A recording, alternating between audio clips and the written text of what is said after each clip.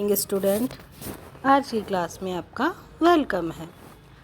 हम नया लाभ हानि अनुपात वह त्याग का अनुपात ज्ञात करना सीख रहे थे। उससे संबंधित हमने विभिन्न परिस्थितियाँ सीखी थी। उसके कुछ विविध उदाहरण हम देख रहे थे। उन्हीं उदाहरण में आगे हम पढ़ते हैं। ए व ब एक फॉर्म में 3:2 में लाभ विभाजित करते हुए साझेदार है। स को वो प्रवेश देते हैं। आगे उन्होंने क्या कंडीशन दे रखी है, आप बहुत ध्यान से देखिए। ब व स के मध्य वही अनुपात होगा जो ए व ब के मध्य है। ए व ब के मध्य क्या अनुपात है? ये। तो ब व स के मध्य भी क्या रहेगा? 3:2।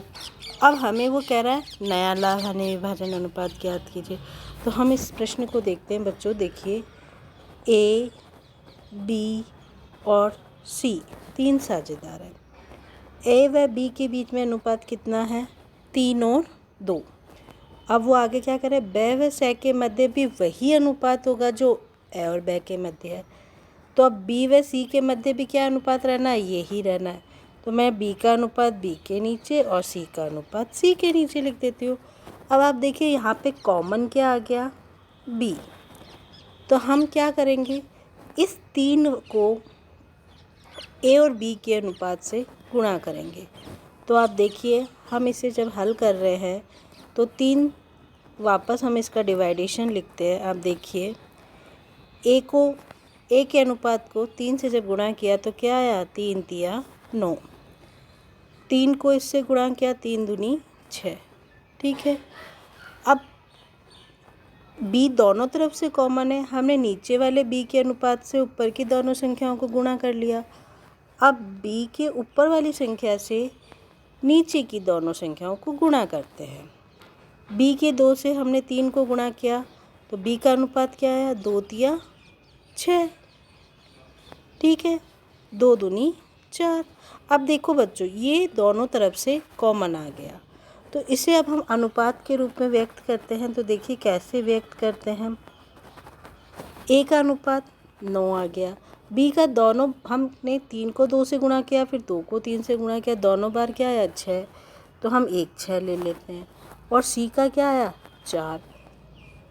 अब देखिए, इसे हम और सरल करने की सोचते हैं, परंतु 9 एक विषम संख्या आ गई, तो इसे हम सरल नहीं कर सकते। अब ये इन तीनों का क्या हो गया? नया लाभ हानि अनुपात। इसी तरह हम एक और उदाहरण देखते हैं बच्चों। देखो, ए ब एक फॉर्म में 3:2 में लाभ विभाजित करते हुए साझेदार है। स को लाभों में 1/5 हिस्से के लिए प्रवेश देते हैं। स अपना 1/2 हिस्सा ऐसे 1/5 का भी आधा हिस्सा कैसे ज्ञात करते हैं? किसी भी समय हमें आधा हिस्सा ज्ञात करना होता है। हमने ज्ञात करना बहुत बार सीखा है। 1/5 का आधा गणितीय समीकरण के अकॉर्डिंग ये हल नहीं हो सकता, तो हम इसको गणितीय समीकरण के अकॉर्डिंग हल करेंगे तो क्या बनता है? 1/5 गुणा 1/2। इसको हम रिवर्स कर देते हैं तो क्या आया? एक का त्याग 1/10। आधा हिस्सा हमें पता पड़ गया। वह शेष हिस्सा ए ब से बराबर प्राप्त करता है। अब 1/5 का आधा हिस्सा कितना हुआ? 1/10। वो तो इसने ऐसे ले लिया। अब फिर शेष हिस्सा ज्ञात करने के लिए वापस हम देखते हैं कितना हिस्सा बचा। सी का शेष हिस्सा, कुल हिस्सा कितना था? 1/5। उसमें से 1/10 कौन दे रहा है? ए दे रहा है। ए ने दे दिया। अब उसके बाद शेष कितना बचा? इसको हम हल करेंगे तो क्या लेंगे? लघुत्तम लेंगे। हमने 10 लघुत्तम लिया। 5 दूनी 10 माइनस 1 कितना बचा बच्चों? 1/10। ये देखिए आ गया। अब आगे देखते हैं हम शेष हिस्से में ए का त्याग। अब शेष हिस्से में वो क्या कह रहा है? शेष हिस्सा ए व ब से बराबर। शेष हिस्सा कितना बचा? 1/10। अब इसको वो ए व बी से बराबर प्राप्त करता है, तो ये कितने हो गए? 2।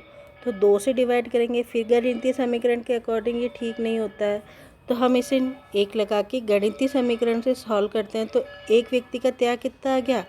1/20।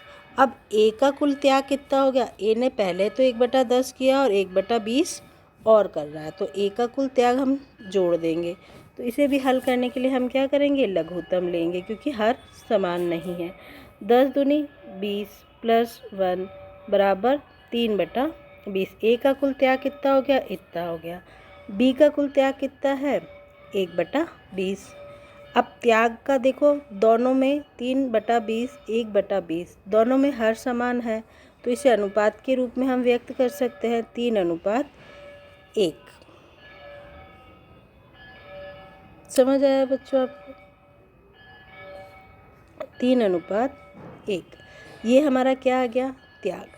अब हमें क्या ज्ञात करना है, नया लाभ।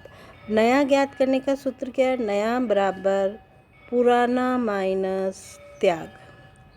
त्याग हमेशा पुराने साझेदार करते हैं, तो पुराने वालों का ही त्याग ज्ञात होगा।